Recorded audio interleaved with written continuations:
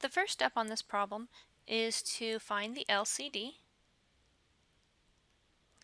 Each of the denominators are a binomial, and they can't factor anymore because they're both linear.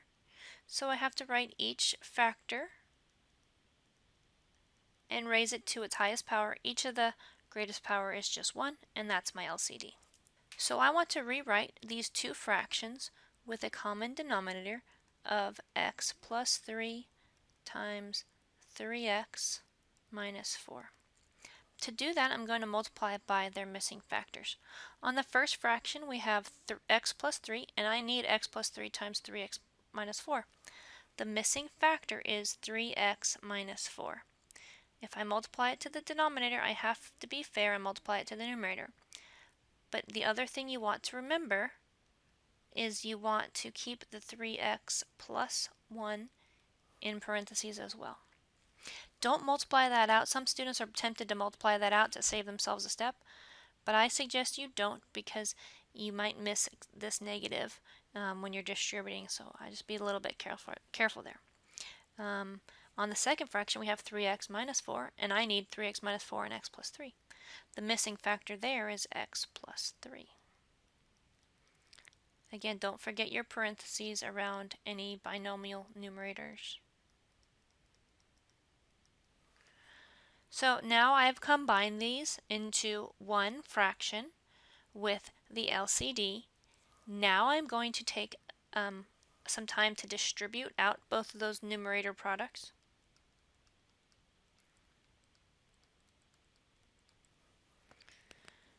So that gives me 9x squared plus 3x minus 12x minus 4. Because there's a minus here, you need to keep the second product in parentheses until you distribute your negative.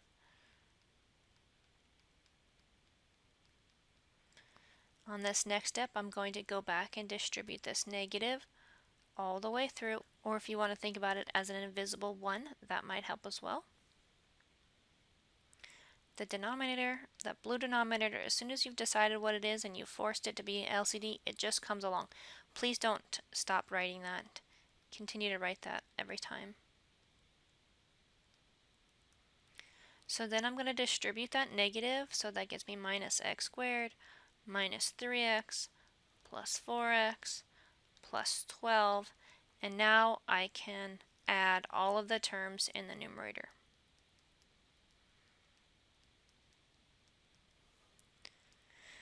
So I have 9x squared minus 1 more x squared, that's 8x squared. On my x's, I have negative 9 minus 3, that's negative 12. Negative 12 plus 4, that's negative 8x.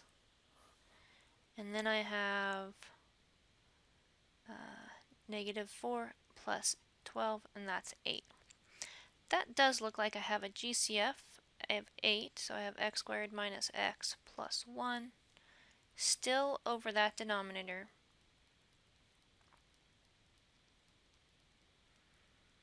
And it doesn't look like anything else can factor out, so I am done.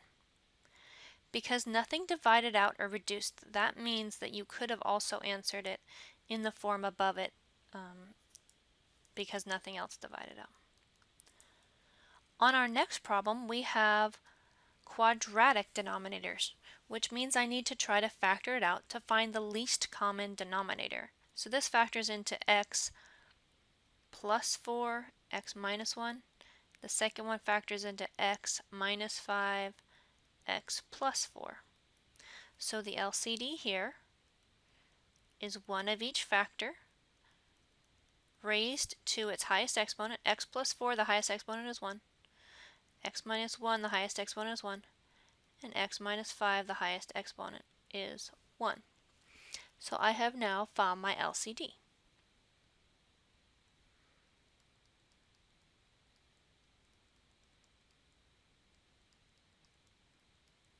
Now I want to go back and multiply the numerator and the denominator of each fraction by its missing factor.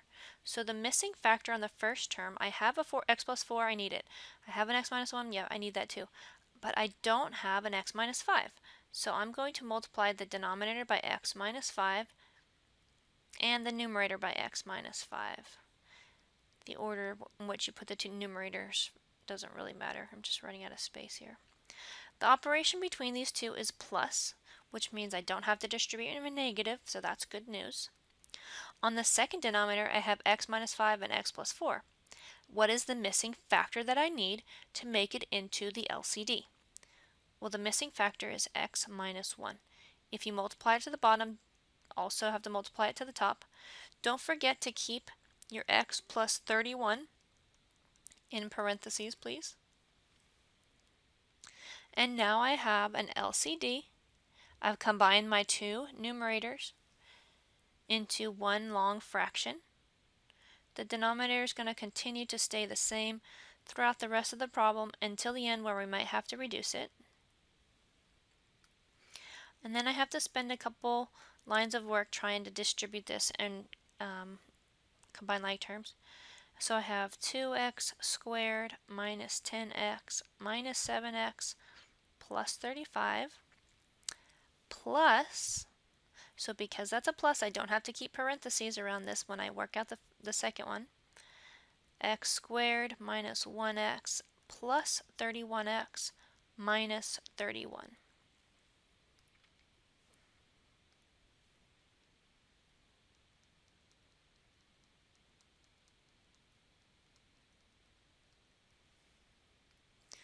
So when I combine like terms, I have 2x squared and 1x squared.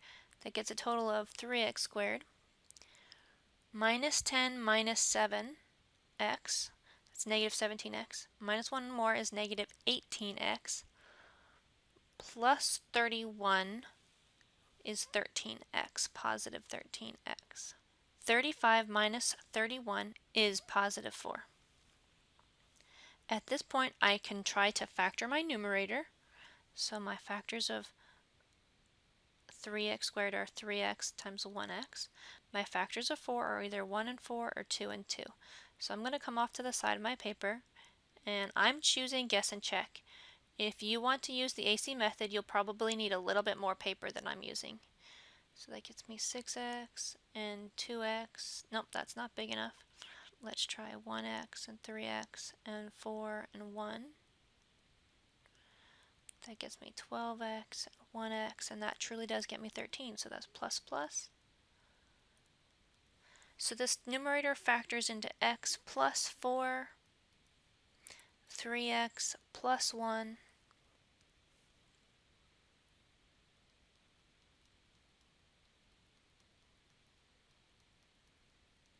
notice that the blue denominator stayed the same the entire time until now. Now I have a factor in the numerator and a factor in the denominator. Now that I have a multiply, the opposite of multiply is divide. I can divide these out to 1. And my final answer is 3x plus 1 over x minus 1 times x minus 5.